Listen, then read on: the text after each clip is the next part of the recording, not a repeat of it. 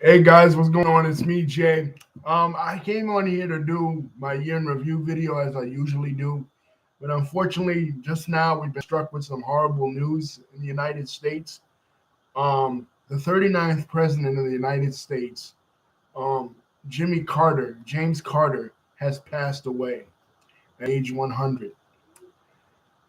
Yes, Jimmy Carter, who was president from 1977 to 1981, had a very eventful presidency. He uh, he was born in 1924 in Georgia. He was the first president ever to be born inside a hospital, to receive a hospital birth.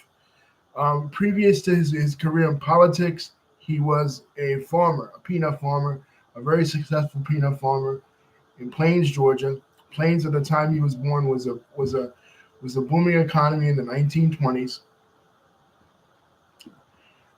His father, was an ardent member of the Democratic Party, and being an ardent member of the Democratic Party at that time meant that you were a pro-segregationist. But despite this, um, his father did allow him to befriend black farmhands that he worked with. Shortly after that, he went into the Navy, which allowed him to travel the world, where he met his wife, the late Rosalind Carter. And then from there, he went to run for governor of Georgia, and it was during the gubernatorial race in the mid.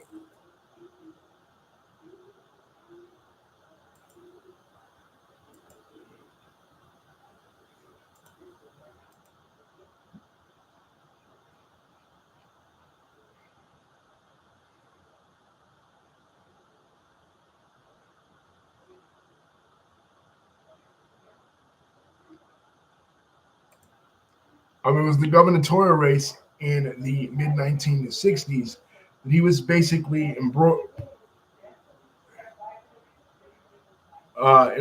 in a lot of the racial controversy that was surrounding it. This was when he first decided to enter into politics. It was right after the 1954 Brown versus Board of Education ruling, which desegregated public schools. So, so as he's becoming higher in his ranks in politics, this question of racial issues becomes becomes at the center of his political campaign. For example, George Wallace is running at this time. George Wallace ran in '64, he ran in '68, and he ran in '72. So, seeing as though Jimmy Carter is trying to run for governor in a southern state that is a Jim Crow state, he has to appeal to that southern base. He's running as a Democrat, so he has to appeal to white segregationists. But even so, later on, he gives his tacit endorsement to George Wallace's campaign for presidency. And even as he's running against his running mates, he passes out a picture of his running mate with black basketball players, indicating that the I mean his opponents with black basketball players, not his running mate, his opponents with black basketball players, indicating that the opponent is pro segregation. I'm pro integration. It was a slight against him in the South. But later on, he begins to shift his views, and he begins to support, as the party begins to become more integrated after the Voting Rights Act of 1965 and the Civil Rights Act of 1964, passed by Lyndon Baines Johnson. He begins to um, move away from that and becomes an ardent supporter of civil rights and an ardent supporter of integration and an ardent supporter, gets a lot of support in the black community, especially by the time he decides to run for president in 1976. So Fast forward to 1976, he's running against Gerald Ford. Now, Gerald Ford, as many people know, was not elected president of the United States. Richard Nixon was elected president of the United States in 1972 by landslide, beating George McGovern. But Richard Nixon was removed as a result of Watergate. And then his vice president, Spiro Agnew, was also removed for a different reason. So they replaced Spiro Agnew with Gerald Ford, and Gerald Ford then replaced Nixon, from 1974 to 1976. And Richard Nixon was, I mean, Ford's ticket, because of his association with Richard Nixon, was extremely unpopular. He pardoned Richard Nixon, you know, getting in as an attempt to bring the country together after the tumultuous um, crisis that was Watergate. Basically, it was something that the country hadn't seen since Andrew Johnson in the 1860s. It almost caused the president uh, to be impeached. So Gerald Ford was extremely unpopular. He was not elected by the American people. He was basically chosen by the Republican Party at that time, kind of similar to the way that Kamala Harris was during this election. You know what I mean? She was not elected. Joe Biden was elected. She was selected, right? So people felt the same way about Gerald Ford. And also, during the debates between the two of them, Gerald Ford made a comment that the Soviet Union was not imperialistic in Eastern Europe. And this caused him a lot of votes because, come on, it was quite obvious that the Soviet Union was imperialistic in Eastern Europe. Anytime, like for example, in what was then Czechoslovakia in 1968, the Soviet Union would, a country that was a part of the Soviet Union, Eastern Bloc, would try to rise up against Soviet rule. The Soviets would just quell it. So it was quite obvious. It was taken as Gerald Ford was bad on foreign policy on this issue. So of course, in 1976, which was the bicentennial of the United States, the 200th birthday of the United States, Jimmy Carter was elected presidency. And part of Jimmy Carter's appeal was that he was a Washington outsider. Different than Gerald Ford, Richard Nixon, or Lyndon Johnson, all three men were unpopular. But all three men were beasts of Washington. All three men, Lyndon Johnson, when he became president after JFK's assassination, was one of the uh, longest serving congressmen in U.S. history. Richard Nixon was the vice president of Dwight D. Eisenhower for 2 terms, from 1953 to 1961, and then himself served after he won the 68 election, and again for a while after 72. And Gerald Ford was in government a lot, but Jimmy Carter was not. He was a governor of a small state. He was basically as a Washington outsider. So his campaign was kind of like Jimmy Who. They would go around, and reporters at this time would ask people, well, what do you think about Jimmy Carter? And they go, Jimmy Who? Jimmy Who? In other words, he was an outsider. And that was considered a good thing because we just came off a long period of government corruption, lies about a war, lies about the Vietnamese attacking us in the Gulf of Tonkin incident in 1964 by Johnson, lies from Nixon about Watergate, right? Lies where Nixon came in as a peace candidate and continued the war, spreading it to a whole other country. Instead of just going after Vietnam, went after Cambodia as well. So the nation was ready for something new. It was kind of reminiscent of Barack Obama, how Hillary Clinton and John McCain were like beasts of Washington. They were in Washington for a number of years. uh,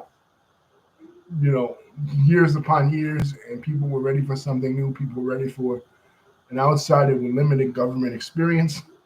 And that's why they elected Jimmy Carter in 76. And one of the things I like about Jimmy Carter's acceptance speech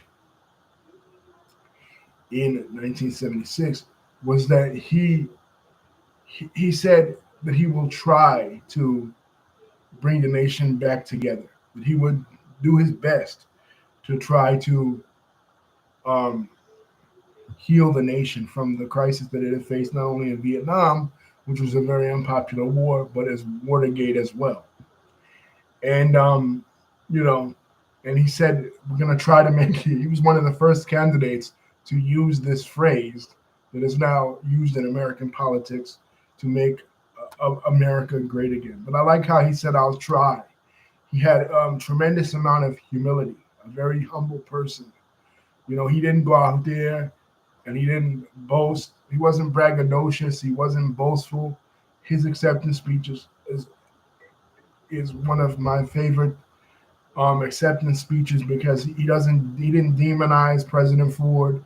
He didn't demonize the Republican Party or the opposition, and he sure could have, because again, we were a very divisive time. The '60s and early '70s were a very divisive time in our nation, the most divisive time that we'd ever faced as far as politically in our nation since the American Civil War 100 years before that, right? So he could have easily done that. He could have easily done what Donald Trump did in his first um, acceptance speech in 2016, exacerbated the wounds of our nation and continued to rip apart the wounds of our nation. But he didn't do that. He wasn't that type of person. He was very conciliatory, very humble when he first came in. So what are some of the things that he did?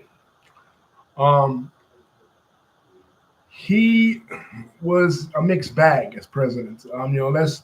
Let's just be honest about that. He had a tremendous character. He treated his vice president Walter Mondale with tremendously because um, before that, vice presidents were kind of pushed to the side. Kennedy pushed Johnson to the side. Johnson pushed Hubert Humphreys, to the side. And it was since the office was established, even John Adams, the first vice president in the history of the United States, said that it was the most unimportant or like the dumbest office ever established because it was never respected. But one of the things Jimmy Carter did was he put Walter Mondale, his vice president, on equal footing with him. So that was good. He was known for treating his vice presidents, his staff and others with tremendous amount of respect and kindness and humility. He um, he pardoned Vietnam War draft dodgers because that was a big thing. Because, like I said, Vietnam, a tremendously unpopular war. So one of the first things he did was pardon those draft dodgers, like I said, in an attempt to heal the nation. Um, and he did a lot of uh, educational initiatives, supporting education, supporting the Equal Rights Amendment to the Constitution, which would have given women equal rights. Unfortunately, in the late '70s, it was shot down by Republican opposition and it wasn't allowed to get through. He was one of the first presidents to openly embrace religion and openly embrace the the idea of what was coming to power at this time, the religious right. The religious right, the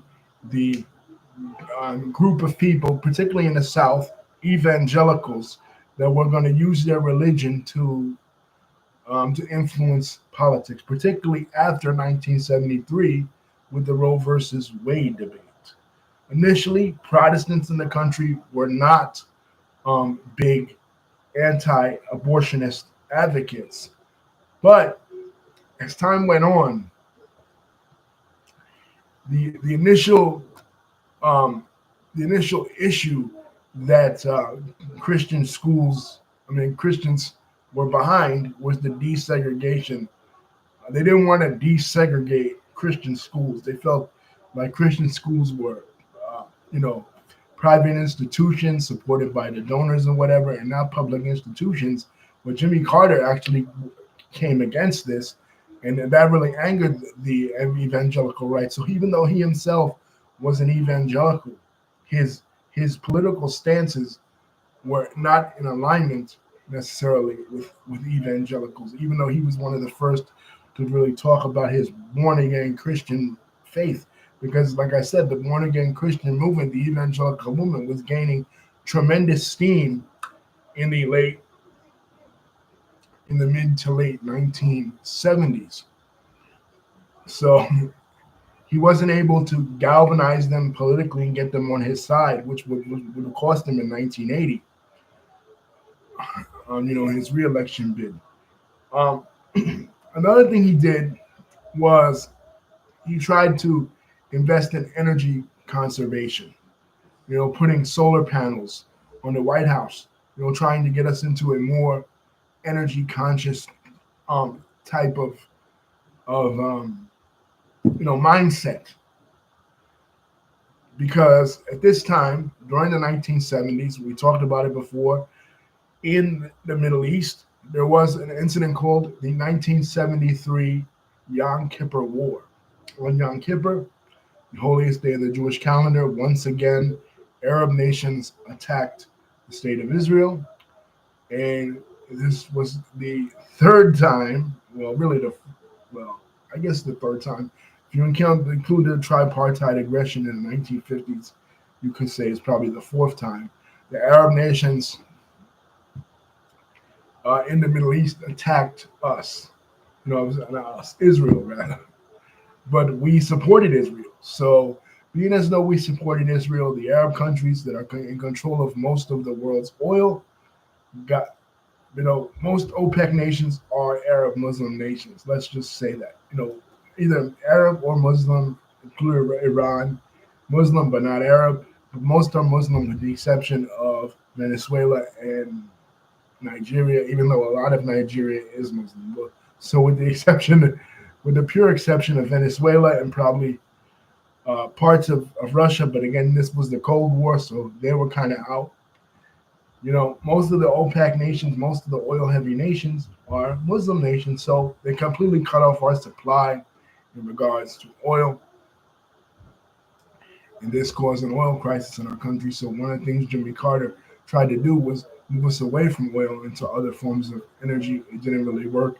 It was long lines around the block, basically.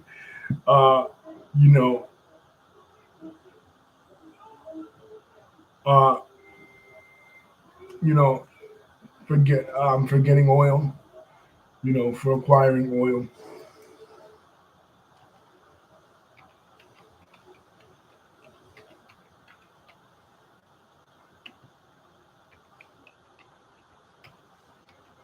Because of the United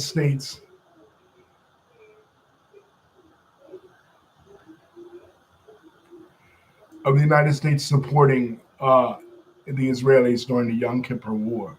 So they hated that. And then another incident that was occurring in the Middle East, like I said, Jimmy Carter's Middle Eastern legacy, a mixed legacy, because following this, of course, Egypt, which is the primary nation that is leading the way against Israel, has been leading the way since the 50s against Israel. They they're under new leadership. Gamal Abdel Nasser is no longer there. He was the lion of the Arab world in the 50s and 60s. He's no longer there. Now it's Anwar Sadat. And after they lose once again the 1973 war, the Egyptians say, you know what? Finally, that's it. We tap out. And Menachem Begin, who was the prime minister of Israel at this time, Jimmy Carter, who was the president of the United States, and Anwar Sadat, who was the president of Egypt, they all decide to sit down what they call the Camp David Accords, and Egypt becomes in 1978-79 the first nation, the first Arab nation to ever acknowledge the state of Israel in like 30 years. Since Israel's existence in 48, the first ever, right? Sadat gives a speech in the Knesset, uh, the Israeli Congress, and he visits Tel Aviv, at that time. So it's really historic, what Jimmy Carter and Menachem Begin and uh, uh,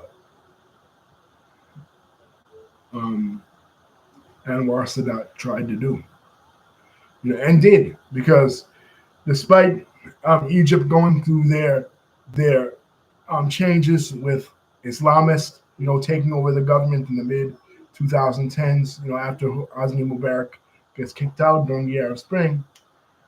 Still, Islamists took over the government, Mohammed al-Morsi, but still, they maintain that peace treaty with Israel, and they're one of the nations that, when Israel has problems with its native population, with the Palestinians, like it is right now, they're one of the nations that Israel negotiates with. So it was a huge step in peace in the Middle East. But um, the other side of his Middle Eastern legacy is a bad legacy, unfortunately. Um, he, like other presidents of the United States, was a huge supporter of the Shah of Iran. The Shah of Iran was put into place after the United States and the United Kingdom together in the 1950s overthrew the socialist leader of Iran, Mohammad Mossadegh, who was trying to nationalize the oil fields. And he had some dealings with the Soviet Union. Of course, it was the Cold War, so the United States and the United Kingdom didn't want him to be in power, so they overthrew him, and they brought the Shah of Iran into power. And Iran at this time was a Western nation. It was a very prosperous nation. It was considered like a little America, basically. That's how close of an ally it was to the United States. But there was a revolution brewing. The Shah of Iran was a brutal dictator, and the revolution that was brewing was a religious revolution, a Shia religious revolution led by Ayatollah Ruhollah Khomeini and the radicals of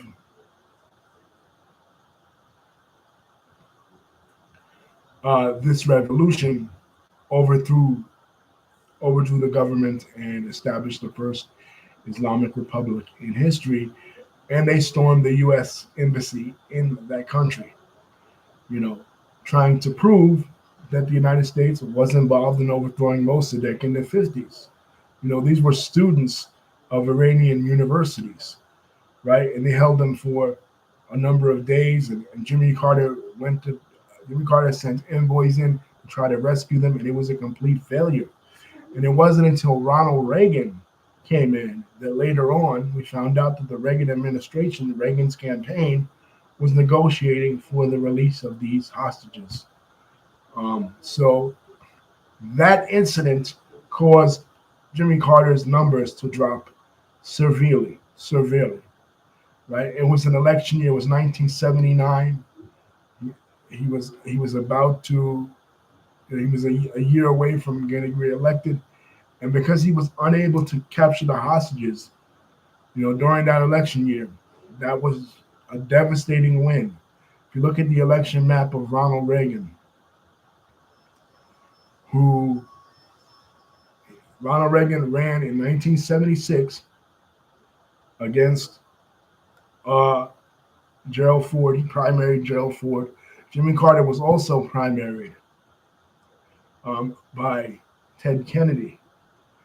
A lot of the liberal wing of the Democratic Party did not support Jimmy Carter because of this reason, because they wanted Ted Kennedy in office, because he was primaried against him. So Reagan primaries Ford, doesn't win, right, in the 70s, comes back later in 80 and has an even stronger support because of the disaster of the oil crisis, the general malaise and stagflation, the loss of jobs and continued inflation in the country.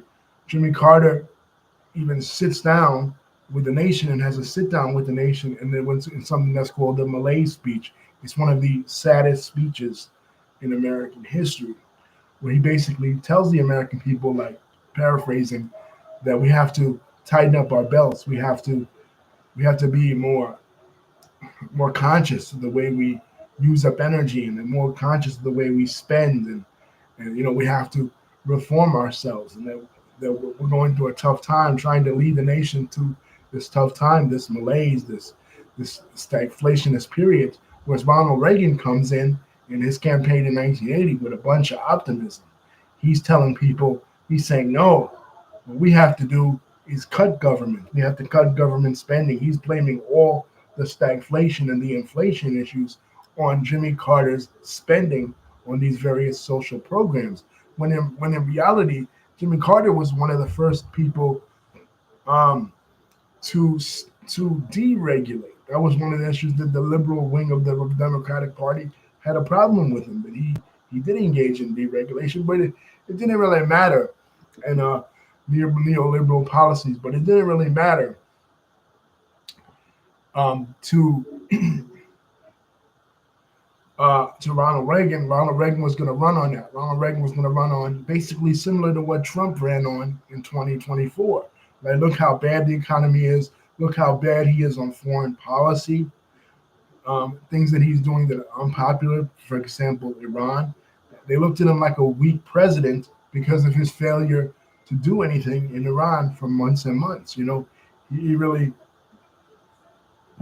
was in a tough spot. He botched the rescue and basically lost his credibility with the American people, and they weren't going to give him a second term. So when he loses in 1980, it is one of the most humiliating losses in the history of America.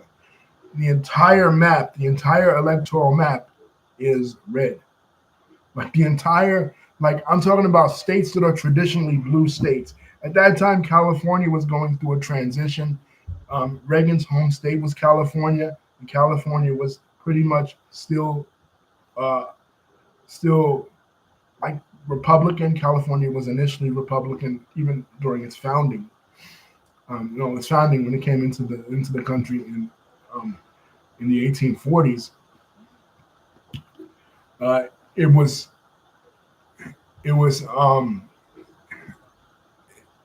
Republican, and it pretty much stayed that way up until like very, very recently.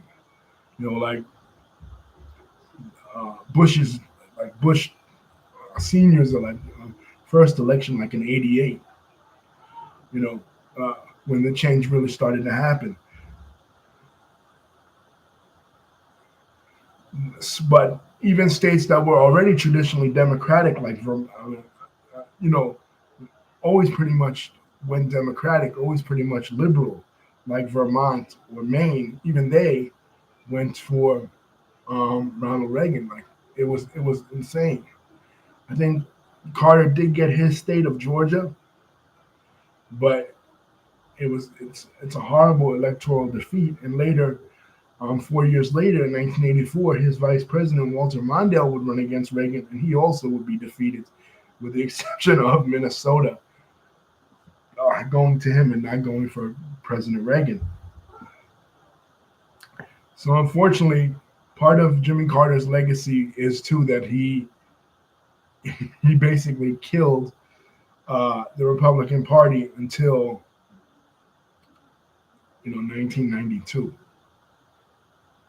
When Bill Clinton was able to run as a moderate Democrat. Bill Clinton, like that legacy of being a liberal Democrat, Democrats had to move away from that because they didn't want to be perceived as another Jimmy Carter.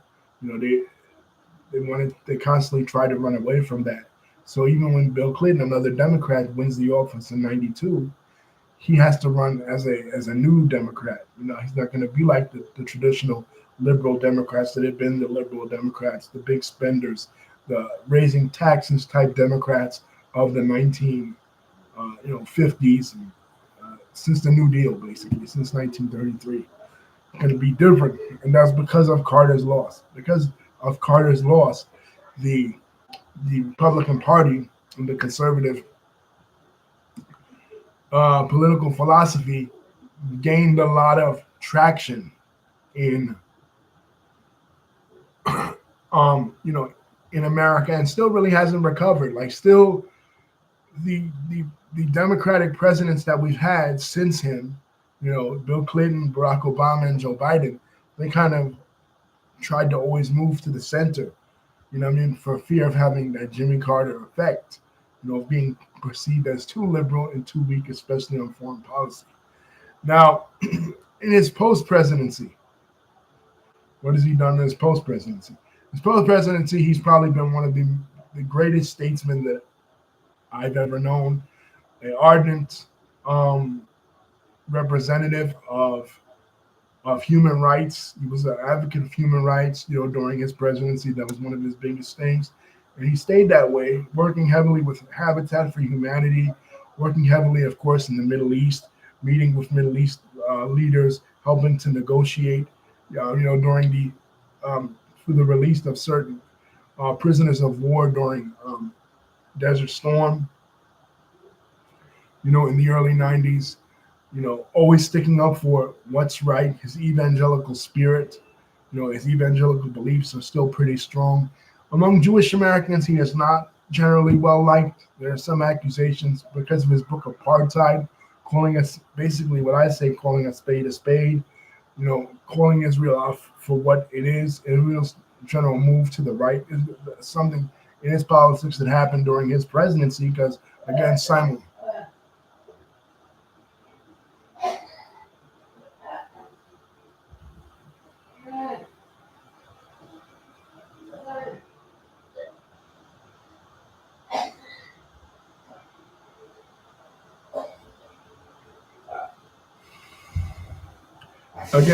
simultaneously, as he becomes, as there's a movement to the right in the United States after his presidency, there's also a movement to the right for the first time ever in Israel's politics.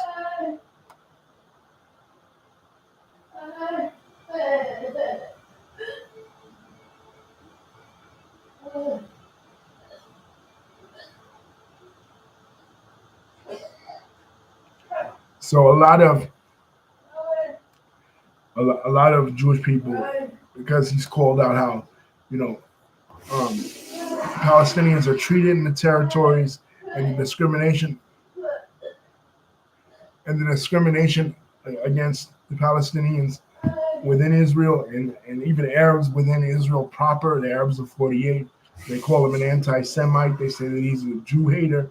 They say that he met with Hamas, even though he's just trying to negotiate all sides. He's one of the most prolific, you know, people. He gave back the. There's a lot of talk right now. President-elect Trump talking about, you know, getting back the Panama Canal. Jimmy Carter in 1977.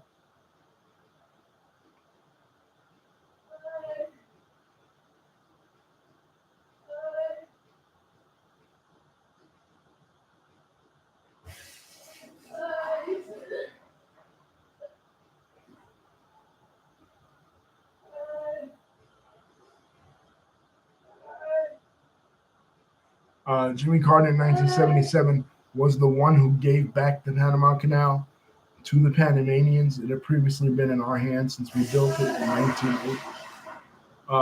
You know, in the early 1900s, after Panama separated from its mother country of Colombia. So yeah, Jimmy Carter is, like I said, one of the most prolific post-presidents. He's probably the best post-presidency ever. You know, rest in peace to the 39th president of the United States. His wife died, like I think it was like last year, and he lived until 100 years old to vote for Kamala Harris, which is something he said he wanted to do. He asked his vote for Kamala Harris because he didn't like Trump, because Trump snubbed him when Trump got in 2016. He didn't want any of his advice, so Carter just said, fuck him, right? Anyway, rest in peace to the former president. Guys, don't forget to like, comment, and subscribe. I will be doing my year review video tomorrow.